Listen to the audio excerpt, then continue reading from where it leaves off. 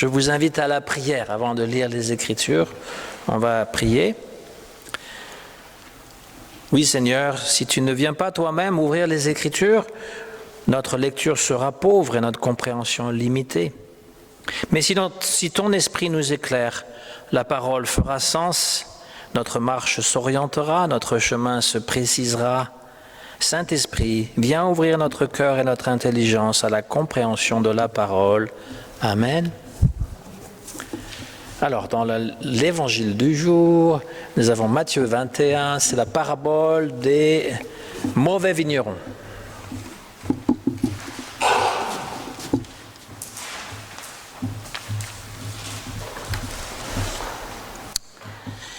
Écoutez une autre parabole. Il y avait un homme, maître de maison, qui planta une vigne. Il l'entoura d'une haie, y creusa un pressoir et bâtit une tour. Puis il la ferma à des vignerons et quitta le pays. Lorsque le temps de la récolte fut arrivé, il envoya ses serviteurs vers les vignerons pour recevoir le produit de sa vigne. Les vignerons, s'étant saisis de ses serviteurs, battirent l'un, tuèrent l'autre et lapidèrent le troisième. Il envoya encore d'autres serviteurs, en plus grand nombre que les premiers, et les vignerons les traitèrent de la même manière. Enfin, il envoya vers eux son fils, en disant « Ils auront du respect pour mon fils. » Mais, quand les vignerons virent le fils, ils dirent entre eux « Voici l'héritier, venez, tuons-le, et emparons-nous de son héritage. » Et ils se saisirent de lui, le jetèrent hors de la vigne et le tuèrent. Maintenant, lorsque le maître de la vigne viendra, que fera-t-il de ces vignerons ?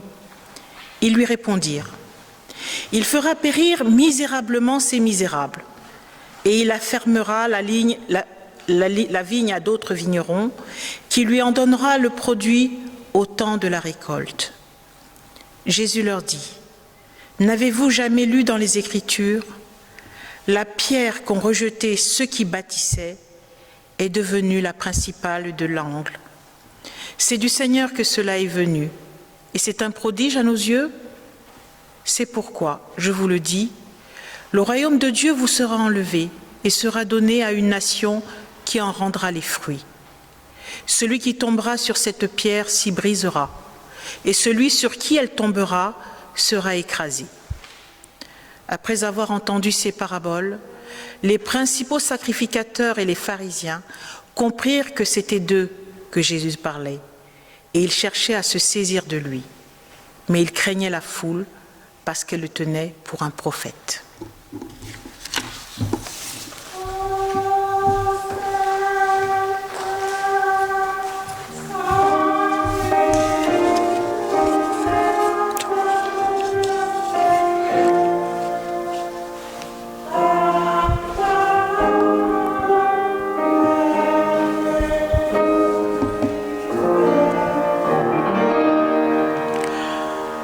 Ô Seigneur, sanctifie-nous par ta vérité. Ta parole est vérité.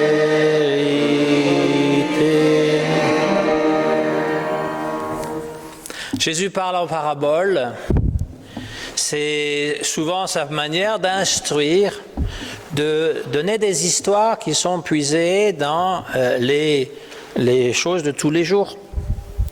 Et là, il parle donc d'une vigne. Et dans plusieurs passages de l'Ancien Testament, la vigne est souvent une image du peuple d'Israël. C'est son histoire, en fait. Et on peut dire qu'il y a plusieurs thèmes qui sont soulevés dans ce passage, dans cette parabole. La première, c'est qu'il s'occupe de cette vigne. C'est quelqu'un qui s'en occupe et qui le fait bien et qui rend même les choses faciles. C'est un travail qui est fignolé et que le maître remet aux paysans. Le deuxième thème, c'est sa vigne, c'est-à-dire qu'il aime cette vigne par-dessus tout. Donc si on comprend le peuple d'Israël, c'est le peuple d'Israël qu'il aime par-dessus tout. C'est dans l'histoire du salut, parce que quand on lit la Bible et qu'on cherche à la comprendre ou qu'on réfléchit ensemble, on s'aperçoit qu'il y a un plan prévu par Dieu depuis le début où le salut sera donné aux êtres humains. Et il fait confiance aux êtres humains. Il leur donne donc l'alliance. En fait, c'est une mauvaise traduction que de dire Premier Testament, Deuxième Testament. Puisque pour nous, le testament, c'est quelque chose qu'on va chez le notaire pour léguer nos biens ou nos dettes. Je ne sais pas si on rembourse en France les dettes dans certains pays. Les enfants doivent rembourser les dettes des parents s'ils n'ont que ça à léguer. C'est assez terrible, mais c'est comme ça. Et donc, ce n'est pas de ça qu'il s'agit. Parce que pourquoi il y aurait un premier testament, puis là, il aurait changé, deuxième testament, pourquoi pas un troisième, un quatrième aussi? Non, en fait, il s'agit de l'alliance. Dieu fait alliance avec l'homme, déjà avec Adam, avec Noé, avec les patriarches, et puis avec Moïse et son peuple. Et il renoue cette alliance sans arrêt. On a vu que la dernière fois, il redonnait les tables de la loi, donc c'est toujours la même alliance, mais il la redonne, il essaye de la rendre plus accessible, et les prophètes parlent d'une nouvelle alliance. Mais en fait, cette nouvelle alliance, elle est toujours l'ancienne, mais elle est, elle devient de plus en plus accessible, puisque Jérémie va dire, et même Ézéchiel, ils vont dire, ce n'est pas l'alliance qui est écrite sur les tables de la loi, c'est l'alliance qui est dans ton cœur. Et Jésus s'inscrit évidemment dans cette nouvelle alliance. Donc c'est une série finalement de tentatives par Dieu que fait Dieu à partir de ce qu'on appelle l'Ancien Testament jusqu'au Nouveau. Troisième thème, Dieu s'éloigne. C'est quelque chose d'assez typique. Dieu se retire en confiant son domaine aux êtres humains. Il ne se désintéresse pas de sa création, il devient absent, mais il donne finalement la responsabilité aux êtres humains de s'occuper de sa vigne. C'est une marque d'amour que de donner cette responsabilité. Là, Dieu ne veut agir que par amour, l'amour qu'il porte à tous les êtres humains. Parce que l'alliance qui est faite avec le peuple d'Israël, c'est bien précisé à un moment donné qu'elle doit devenir universelle. C'est pas qu'il a son peuple et puis nous on est les goïms, les barbares qui sommes exclus de l'alliance. Cette alliance doit devenir universelle. Quatrième thème, les hommes, les êtres humains refusent de jouer l'alliance, c'est-à-dire que ils ne veulent pas aimer celui qui les aime. Ils ne veulent pas écouter tous ceux que Dieu leur envoie, parce que Dieu est toujours le propriétaire de la vigne et il envoie ses prophètes, mais il les maltraite. Et là vient le fils de ce maître, qu'on a compris étant Jésus, dans le texte, on nous le dit bien aussi, que c'est ce Jésus-là, le Fils de Dieu, le Fils du maître de la vigne. Il a été déclaré Fils de Dieu. Au baptême, Jésus, il y a cette voix qui sort, celui-ci est mon Fils. Lors de la transfiguration, la même chose, la même parole, celui-ci est mon Fils bien-aimé, écoutez-le, il dit ça aux disciples. Et les disciples l'ont confessé comme étant le Fils de Dieu après la marche sur les eaux. Ils sont dans la barque et ils le voient marcher, n'ayez pas peur, et ils le confessent comme étant le Fils de Dieu. Lors de la confession de Pierre aussi à Césarée. Et donc, nous avons ici une confirmation que ce Fils, c'est bien Jésus. Que font les vignerons? Ils ont maltraité les prophètes, ils les ont battus, ils vont tuer le Fils. Parce que le Fils représente le Père. Et ils veulent s'approprier la vigne. Et donc Dieu est gênant, ils veulent se débarrasser de lui. En même temps que Jésus annonce cela, il annonce aussi sa passion, comment ça va se terminer pour lui sur la croix. C'est-à-dire qu'il va devoir souffrir à cause de ces gens-là. Ce n'est pas Dieu qui a voulu. Là, on voit bien, la parabole dit que ce n'est pas le maître qui envoie son fils à l'abattoir. Non, il envoie pour que les hommes l'écoutent, mais ils ne l'écoutent pas, ils vont décider de le tuer. Et donc, nous avons ici une lecture qui nous permet de comprendre. D'ailleurs, la lecture que Jésus vient clore toute la lignée des prophètes et que le salut de Dieu est complet en Jésus-Christ, c'est la lecture chrétienne par excellence. Tous les autres n'ont pas voulu finalement du message, leurs mains se sont refermées, ils ont tué. Cependant, gardons-nous de faire de cette parabole une lecture antisémite, anti-judaïque, anti-juive, parce que ça a été fait dans le passé, c'est-à-dire on remplace les Juifs qui n'ont rien compris, qui ont tué Jésus. Les mains de l'Église, avec un grand E, l'Église qui comprend toutes les dénominations, elles peuvent être aussi crispées que celles du peuple d'Israël. Cette Église qui devient la propriétaire du salut, dispensatrice hautaine de la grâce, avare et jalouse de la miséricorde, héritière vindicative des dons divins et des richesses terrestres. On l'a connue, cette Église, au Moyen-Âge. Et donc, elle n'a pas à faire des reproches à Israël. Parce que si les chrétiens sont aussi avec les mains closes, le cœur fermé, ils se croient les propriétaires de bons droits, de la vraie morale, de la seule vérité, les chrétiens enfermés dans leur bonne conscience d'héritiers par nature ou par mérite, eh bien, ils ne sont pas meilleurs. C'est important de le souligner parce que quand on lit une parabole, la meilleure façon de la lire, c'est de la lire comme si elle s'adressait à moi. Si elle s'adresse juste aux autres en disant « c'est eux les méchants, ils n'ont rien compris, moi je fais partie des bons qui accueillent Jésus, qui laissent finalement la vigne, etc. » La parabole ne parle pas, elle n'est pas vivante, elle doit s'adresser aussi à moi.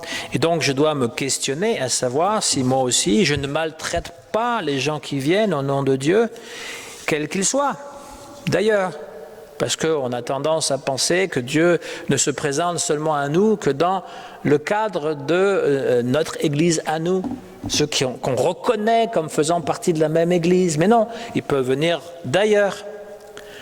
Et ça peut être un frère que je n'ai pas envie d'écouter, une sœur que je n'ai pas envie de voir.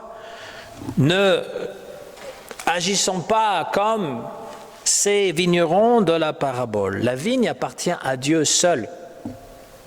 Nous, c'est la parole. Ce n'est pas un peuple, on est unis par une parole. Mais c'est une parole vivante qui nous regroupe. Si la synagogue, ça veut dire ensemble. L'église, ça vient aussi, la synagogue, ça vient du grec, qui veut dire ramener ensemble. Et église aussi, ecclésia. C'est l'appel. Nous sommes appelés aussi à faire une communauté. Donc, on peut être chrétien et toujours prêt à tuer le fils pour s'emparer de l'héritage.